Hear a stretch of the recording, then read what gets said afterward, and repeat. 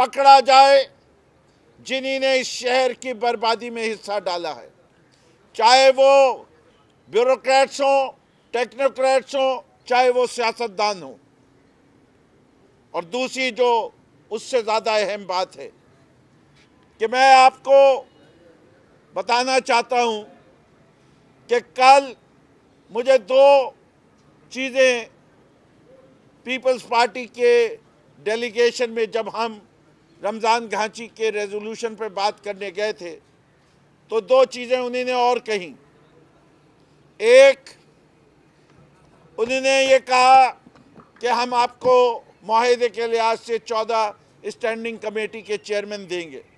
हमने शुक्रिया भी अदा किया, लेकिन साथ साथ उन्हें कहा कि हम आपके किसी भी स्टैंडिंग कमेटी के अंदर 4 से ज़्यादा मेंबरान नहीं होने देंगे,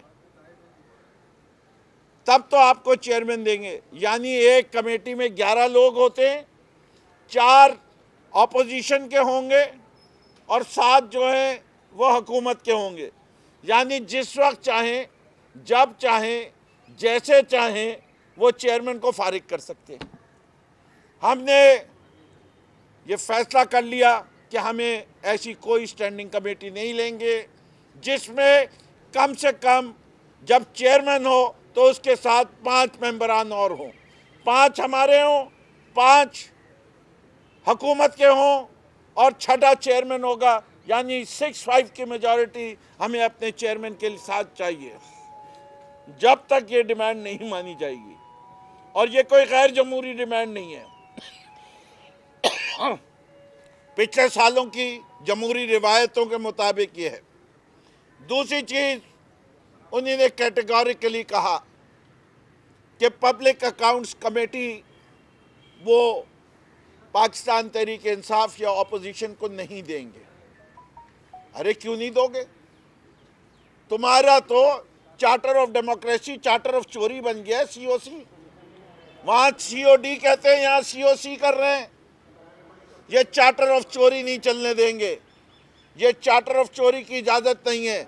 हर जगह तुम दोगलापन, हर जगह हिपोक्रेसी, एक बात वहाँ कुछ कहते हो, यहाँ कुछ और कहते हो। ये कैसे मुमकिन है? वहाँ शहबाज शरीफ चाहिए, जबकि हमने पीपल्स पार्टी को ऑफर की थी, लेकिन वो जिद कर रहे थे कि लीडर ऑफ द ऑपोजिशन होगा।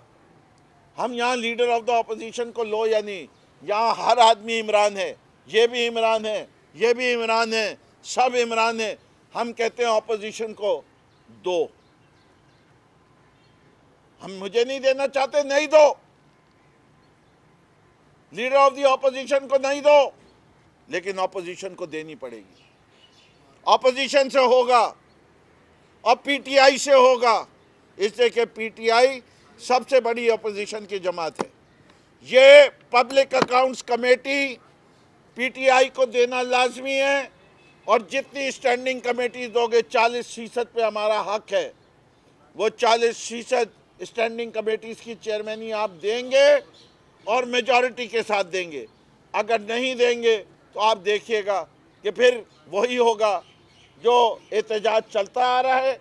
इसमें मैं सिर्फ शहरियों को बताना चाहता हूँ कि ये लोग जमहूरियत के दुश्मन हैं, अवाम दुश्मन हैं।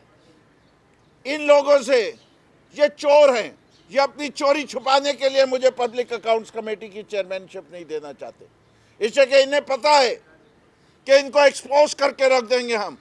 हम जाते हैं अस्पतालों का हाल दिखाते हैं, 60 बेड का हॉस्पिटल, एक पेशेंट, किचन बंद, डॉक्टर गायब, स्कूल बंद, स्कूलों की छतें गिर रही हैं। कल भी शिकारपुर में एक स्कूल की छत गिर गई, जिसको अभी बने हुए 2 साल नहीं हुए।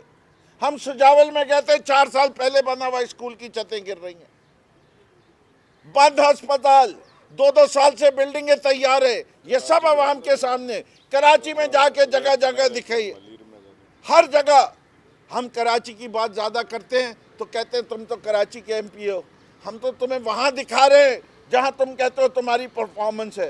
ज़रा बताओ तो कौन सी परफॉर्मेंस? कब तक बेवकूफ़ बनाओगे? हमें पता है कि सिंध के अवाम में तुम खौफ के ज़रिए हुकूमत कर रहे हो। हम ये खौफ का बुत तोड़ देंगे और फिर देखेंगे, फिर वही होगा जो एमकेएम लंदन के साथ हुआ था। जरदारी भी अल्ताफ की तरह कहीं बाहर ही बैठा होगा, अगर जेल में नहीं बैठा होगा। अच्छा फिरदौस साहब, ये बताएं कि कल जब आप एहतजाज कर रहे थे तो एमकेएम ने आपका साथ नहीं दिया और एमकेएम के मोहम्मद हुसैन ने अपने यहाँ अराकीन असेंबली के साथ कहा कि हमने इसलिए साथ नहीं दिया कि कायदे हिज़्ब इख्तिलाफ फिरदौस शमीम नकवी ने हमारे मेयर को तनकीद का निशाना बनाया और उनका ये कहना था कि अब कभी भी ऐसा एहतजाज होगा हम साथ नहीं देंगे जब तक हमारे बड़े बैठकर फैसला नहीं करेंगे। तो ये जो रिफ्ट, तो उनके बड़ों को बैठने दीजिए, हम बड़े बैठ के फैसला कर लेंगे, उन्हें बता देंगे, ठीक है ना।